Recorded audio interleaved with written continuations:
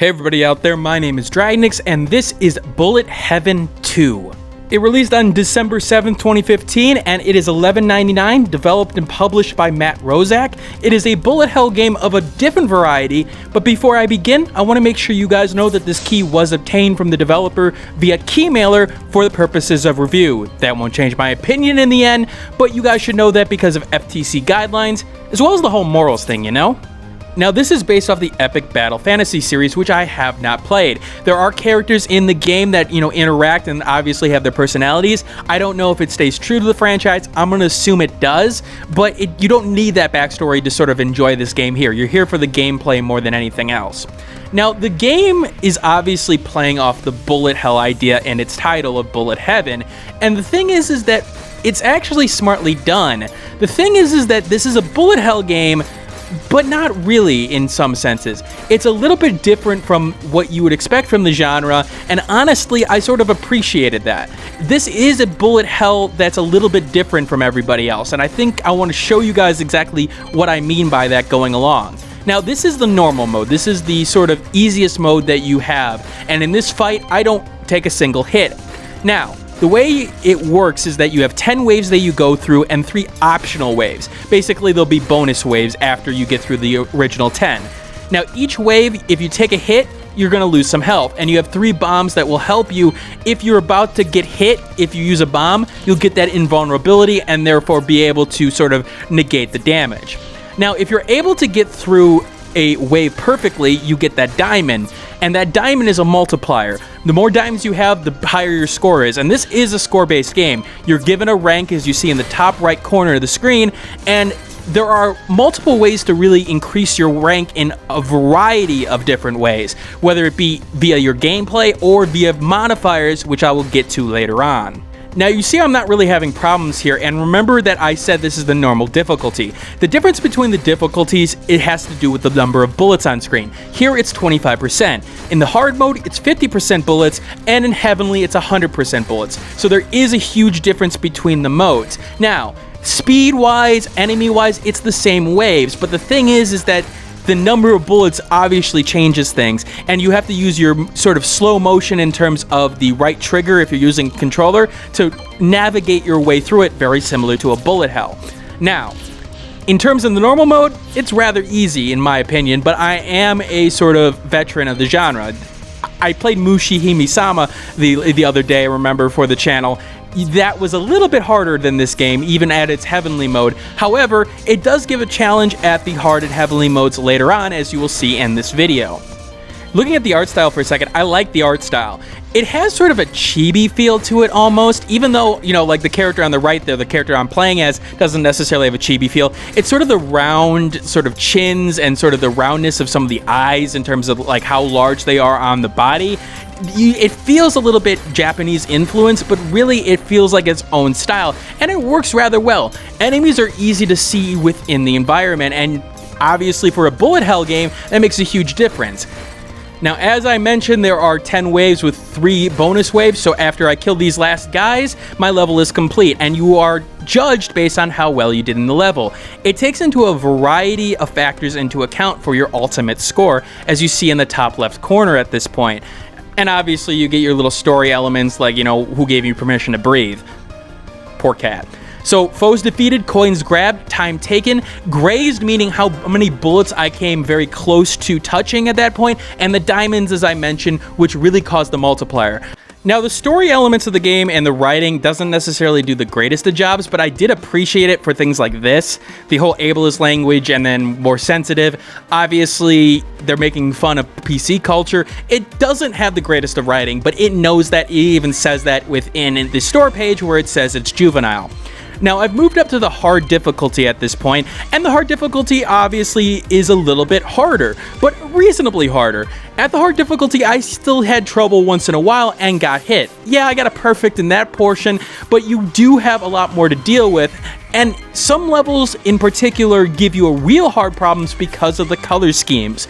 Now, here, the green against green actually works, but one of the things that I didn't like about the game is the costumes sort of ruining some of the bullet hell elements of the game. Some costumes that you could wear for your character actually make it hard to see a bullet around them.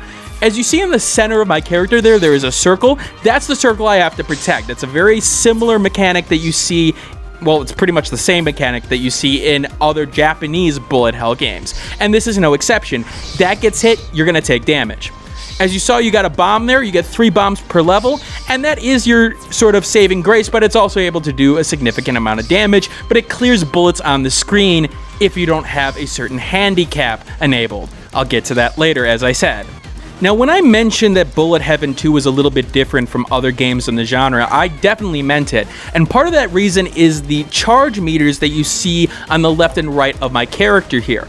Now, the left and right are the main and sub weapons, and the main weapon does things a little bit differently. So you see that I can fire the regular swords, the ones with the actual yellow hilt at this point. But if I let it charge, it will get that multiple sword effect. Now, the sub weapon's a little bit more straightforward from what I've seen, but depending on whose weapon and what they're using, there's a different effect when it's charged. Whether it be it moves a little bit more or it has a bit more spread, and the character's strengths definitely come into play at that point, depending on what weapon you're using. I like this. Now, I am a fan of power-ups, I am a fan of more traditional weapons systems, but this actually worked rather well for me. I liked the fact that I couldn't just keep on firing over and over and over again without any punishment. Now, I'm going to move on to Nightmare Mode, which is all the bullets on the screen. And remember, these are the first 3 levels I'm showing you at this point. I have gotten up to level 5, and each level has 5 different stages, plus 2 bonus stages with bosses in question. Now, as you see here, the bullets, yeah, they bring the challenge now. And you got to be very careful about where you're moving, and the slow movement in particular is going to make a huge difference. Now, control-wise, all 3 control schemes work to an extent. Now, obviously, I prefer the controller scheme only because I sort of grew up with the controller. It makes a lot more sense for me, but the keyboard controls work perfectly fine, even though you don't have bindable keys, which I would have appreciated, but hey, at least you have the keyboard controls that work here. Now, you also have mouse controls, and anybody who has seen me play Shmup Love Boom realize that I'm not going to like the mouse controls. Here, however, at least there's it's a little bit more responsive than those, but it's inferior compared to the other 2 in question. Now, in terms of gameplay, again, I've said a little bit about how Epic Battle Fantasy is different. It does definitely reward you for perfection. For example, you saw that I took a hit earlier on there, and that made me lose health.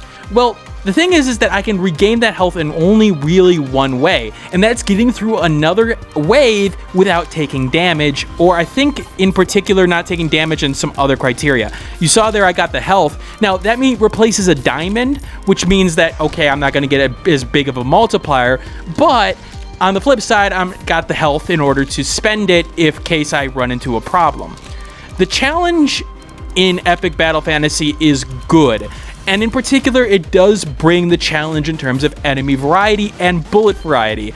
Now, for example, you'll have this octopus enemy here that will throw these sort of waves at you, including this spiral wave and these line waves. The combination obviously makes you have to look at every bullet that's coming at you, and sometimes it's not necessarily the bullet itself that at first poses the biggest problem. You'll have some bullets that actually stay there for a second, then will be thrown at you, which does do a good job of adding to the variety in question. In terms of overall variety, the game does a good job in terms of characters, weapons, sub-weapons, in terms of the options that you can purchase. As you earn coins in the game, you can use that to buy new characters, new costumes for those characters that alter their attributes slightly, but not a lot. Sub-weapons, which can range from, a tiny bit different to a little bit more close quarters, things like that.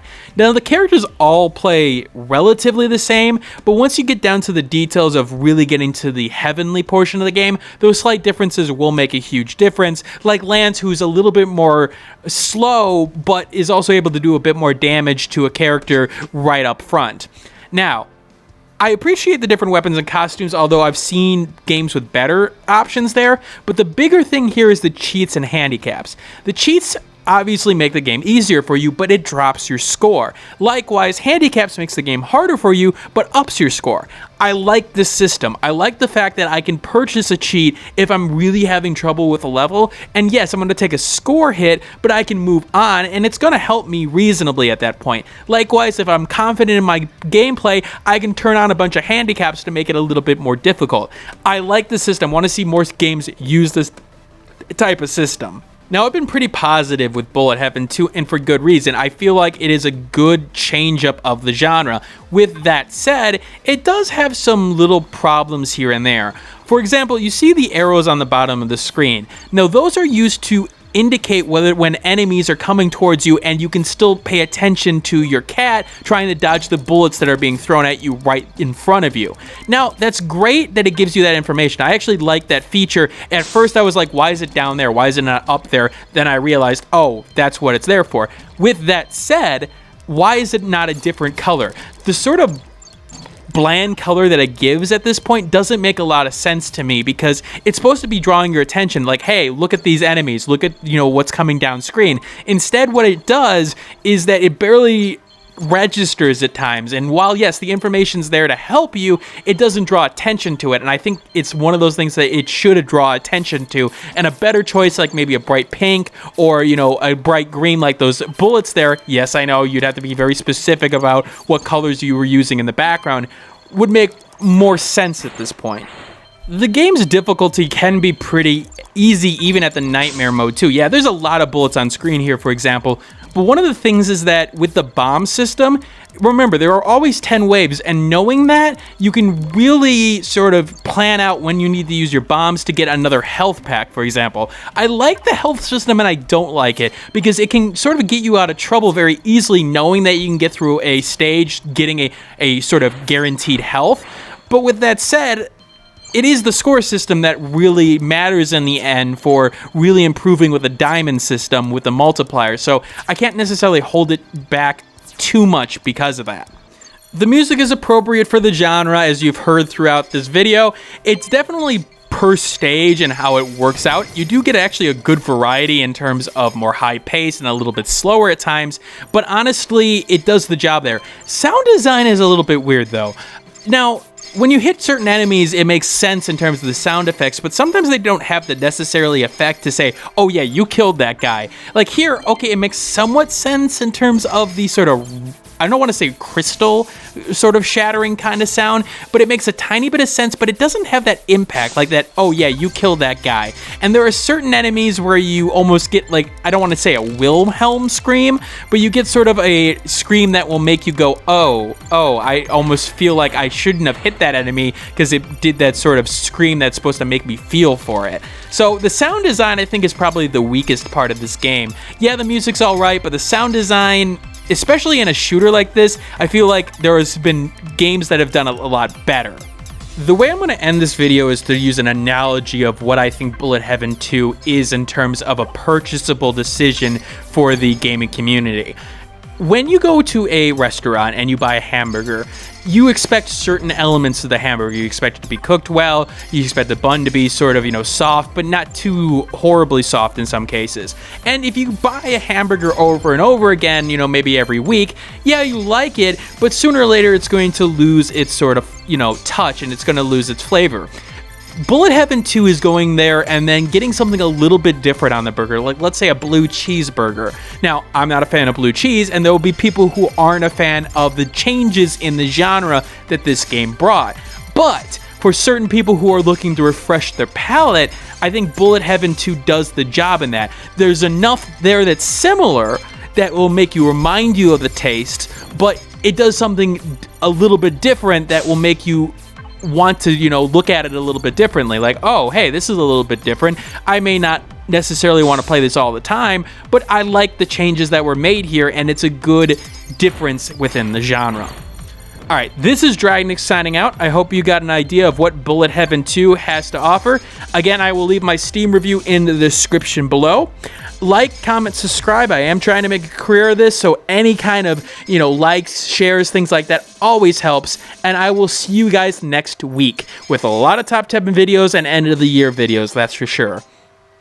Hey everybody, thanks for watching. If you want to see more content like this, you can hit that subscribe button in the middle of the screen right there. In the top left and top right is the last video I did and a related video to this one. I do have a Twitter handle in the bottom left, and in the bottom right I have a Facebook group. You can click on the Google Plus icon to get more content and subscribe via Google Plus. And as always, thanks for watching, and keep on gaming.